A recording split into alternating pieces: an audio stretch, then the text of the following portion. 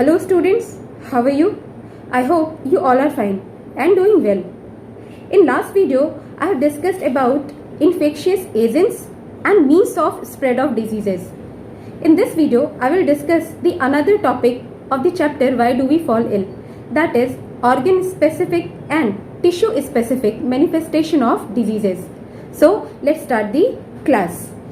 So students, today we are going to study about organ specific and tissue specific manifestations of diseases. Basically इसका meaning ये कि disease जो है वो body में कहाँ कहाँ एक स्प्रेड होती है इन्फेक्शन के बाद. If you remember, in last video I have discussed about infectious agents. Now these infectious agents which used to cause disease, means ये जो microbes हैं which used to cause disease can enter our body through various means. Then after entering our body, where do they go? उसके बाद वो कहाँ जाते हैं? अगर हम कंपेयर करें बॉडी साइज की, then the body of human being is very large when compared to the microbes. So there are many possible places, organs or tissues where they could go. ये microbes कहीं भी जा सकते हैं, बहुत सारे possible places हैं. Do all microbes go to the same tissue or organ? ये सवाल है कि क्या सारे microbes किसी पर्टिकुलर एक ही टिश्यू या ऑर्गन में जाकर इन्फेक्ट करते हैं या फिर they used to go different organs. Now different species of microbes have evolved in such a way that they used to infect different parts of our body.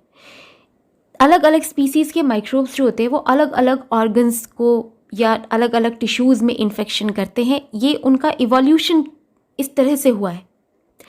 अब ये कैसे सेलेक्ट होता है, कैसे ये माइक्रोब्स किस पर्टिकुलर ऑर्गन में जाकर इन्फेक्ट करेंगे, ये कैसे डिसाइड होता है. एक तरीका सिलेक्शन का ये है कि this is connected to the point of entry. Means from the point of entry or from the organ where these microbes are entering decides in which organ they will infect. Like if they enter from air, अगर वो air से through enter कर रहे हैं via nose, then they are likely to go to the lungs, and these type of microbes will cause respiratory tract diseases like tuberculosis. And suppose if microbes enter through the mouth, then they can stay in the gut lining, means वो हमारे intestine की lining में present होंगे, and they may cause diseases like typhoid, cholera, etc. Or even the microbes which are entering from mouth, they can go to the liver, like some viruses which used to cause jaundice. That means one factor which is deciding that any microbe will infect which organ is point of entry. किस वे या किस pathway से, किस point से microbes enter कर रहे हैं, ये एक फैक्टर है ये डिसाइड करने का कि कौन से ऑर्गन्स में जाकर वो माइक्रोब्स इन्फेक्ट करेंगे और डिजीज़ होगा. But this is not always the case. कई बार ऐसा होता है कि जो भी माइक्रोब्स है they use to infect any organ whatever be the point of entry. जैसे कि HIV. ये HIV जो वायरस है it comes into the body via sexual organ, but it use to infect the lymph nodes present in our body. दूसरे example जैसे malaria causing microbes. These malaria causing microbes means plasmodium use to enter through the mosquito bite, but it will go to the liver and also infect red blood cells. Another example is the virus causing Japanese encephalitis or brain fever जिसे भी कहते हैं. It also enters through mosquito bite, but it goes onto the brain or into the brain to infect that brain.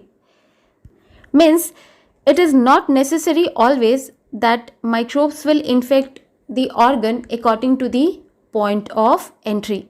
ऐसा भी हो सकता है कि पॉइंट ऑफ एंट्री पे डिपेंड कर रहे होते हैं माइक्रोब्स किसी ऑर्गन, पर्टिकुलर ऑर्गन को इन्फेक्ट करने के लिए, और ऐसा भी हो सकता है कि point of entry is not the factor which will decide the organ where infection will occur. Now the signs and symptoms of diseases will depend on the tissue or organ which the microbes are infecting. Means signs और symptoms जो होंगे, जो disease हो रहा है microbes के infection से, ये signs और symptoms जो हैं वो depend करेंगे कि किस टिश्यू या ऑर्गन में माइक्रोब्स जो हैं जाकर इन्फेक्ट कर रहे हैं. जैसे कि lungs, if lungs are the target then symptoms will be the cough and breathlessness. Means अगर लंग्स टारगेट है माइक्रोब्स के इन्फेक्शन के तो रेस्पिरेटरी डिजीजेज होंगी. इसके अलावा अगर लिवर टारगेट है then the disease will be jaundice. Brain अगर टारगेट है then we will observe headache, vomiting like symptoms. Now along with this tissue specific symptoms, means ये जो किसी पर्टिकुलर टिश्यू या ऑर्गन में इन्फेक्शन हुआ तो उसके अकॉर्डिंग सिम्टम्स जो आते हैं, उसके अलावा कुछ जनरल या कॉमन सिम्टम्स भी दिखते हैं. जैसे कि फीवर, इन्फ्लामेशन जिसे स्वेलिंग भी कहते हैं, पेन. तो ये कुछ कॉमन जो है सिम्टम्स भी नज़र आ रहे होते हैं जो टिश्यू या ऑर्गन स्पेसिफिक इन्फेक्शन हो रहा है उसमें.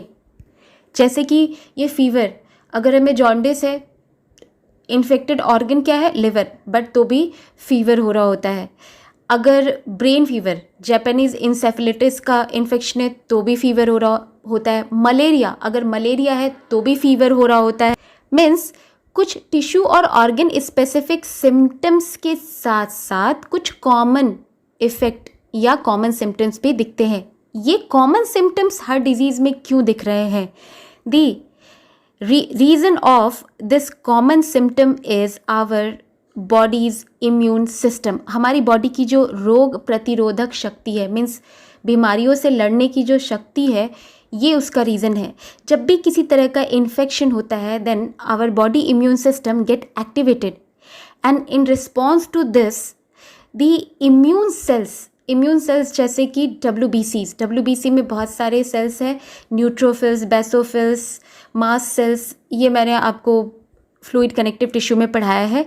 तो जो इम्यून सेल्स हैं, जैसे हमारी बॉडी की इम्यून सिस्टम एक्टिवेट होती है, these immune cells use to get collected towards the or in the tissue or in the infected organ. जिस भी टिश्यू या ऑर्गन में इन्फेक्शन है वहाँ पर ये सारे इम्यून सेल्स क्या होंगे, कलेक्ट हो जाएंगे. And due to this collection inflammation occurs, swelling हो जाती है. इसके साथ ही साथ पेन भी होता है. And another effect, common effect also occurs, that is fever. Means science और सिम्टम्स जो होंगे इस ऑर्गन या टिश्यू स्पेसिफिक इन्फेक्शंस के या मैनिफेस्टेशंस के, वो टिश्यू और ऑर्गन के स्पेसिफिक तो होंगे ही, बट साथ ही साथ कुछ कॉमन इफेक्ट भी या कॉमन सिम्टम्स भी नज़र आते हैं.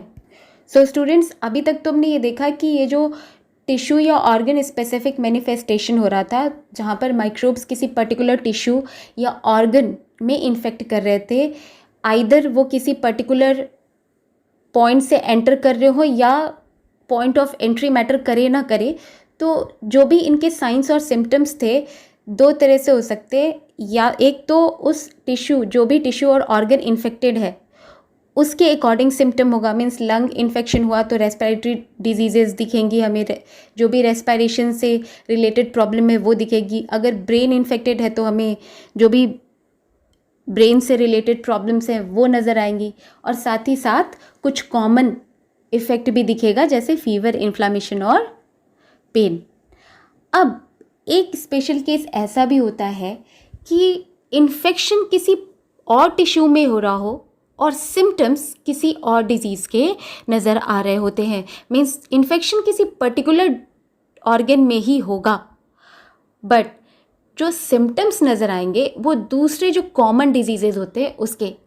अब ये क्या केस हुआ, केस ये है, this occurs in a case of HIV infection, means जो ये ह्यूमन इम्यूनोडिफिशियंसी वायरस है, जब इसका इन्फेक्शन होता है, जो फर्दर एड्स, जब इसके सिम्टम्स पड़ने लगते हैं तो हम उस बीमारी का नाम देते हैं एड्स।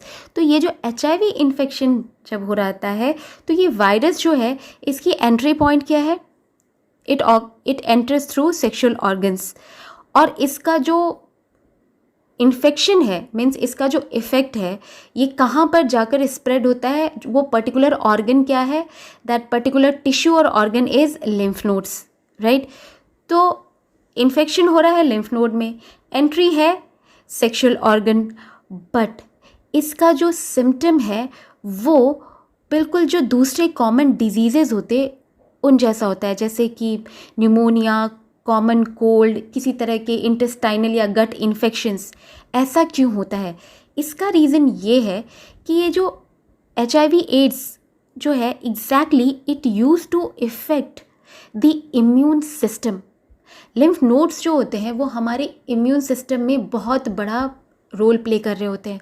तो जैसे ये लिम्फ नोड पर ये HIV एड्स के वायरसेस इन्फेक्ट करते हैं, हमारी इम्यून सिस्टम जो है वो बहुत ही वीक हो जाती है, and due to this weak immune system various common diseases use to infect the body. जिस भी पर्सन में ये HIV एड्स के वायरस होते हैं उसका इम्यून सिस्टम इतना कमज़ोर हो जाता है कि वो जो पर्सन है उसे आसपास के बहुत सारे जो माइक्रोब्स अलग अलग डिजीज़ कॉज कर सकते हैं वो इन्फेक्ट करते हैं, जिसकी वजह से जनरली कॉमन कोल्ड हो या न्यूमोनिया हो या किसी भी तरह के इंटेस्टाइनल डिजीज़ जैसे डायरिया या फिर ब्लड लॉस, ये सारी चीज़ें हो जाती हैं।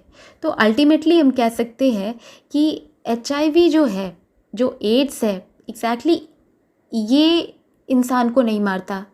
एड्स होने के बाद जो दूसरे इन्फेक्शंस हो जाते हैं उस पर्सन को, वो उस इंसान को मारती है। Means it is the other infections which kills the people suffering from HIV AIDS, right. तो ये एक स्पेशल केस ये अलग है कि यहाँ पर एंट्री पॉइंट जो है वो कुछ और है, इन्फेक्शन का ऑर्गन कुछ और है, बट सिम्टम्स जो जनरल दूसरे डिजीज़ेज होती हैं उसका दिख रहा होता है।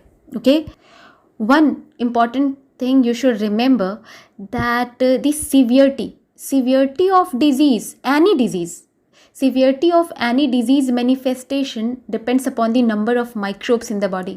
Means कोई भी disease का spread कितना ज़्यादा हो रहा है, कितनी सीवियरली हो रहा है, ये डिपेंड करता है बॉडी में उस पर्टिकुलर डिजीज़ को कॉज करने वाला जो माइक्रोब्स है उसका नंबर कितना है।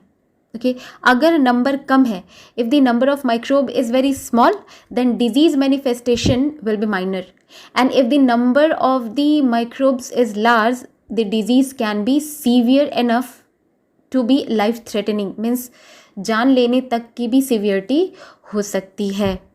एंड द इम्यून सिस्टम, जो हमारी इम्यून सिस्टम है, the immune system is the major factor that determines the number of microbes surviving in our body. Means जितनी अच्छी हमारी इम्यून सिस्टम होगी, जितनी स्ट्रॉन्ग इम्यून सिस्टम होगी, उतने ही कम नंबर ऑफ माइक्रोब्स हमारी बॉडी में रह पाएंगे और इन्फेक्शन ज़्यादा नहीं बढ़ेगा। और अगर if our immune system is weak then number of microbes will be larger and the infection will be also severe.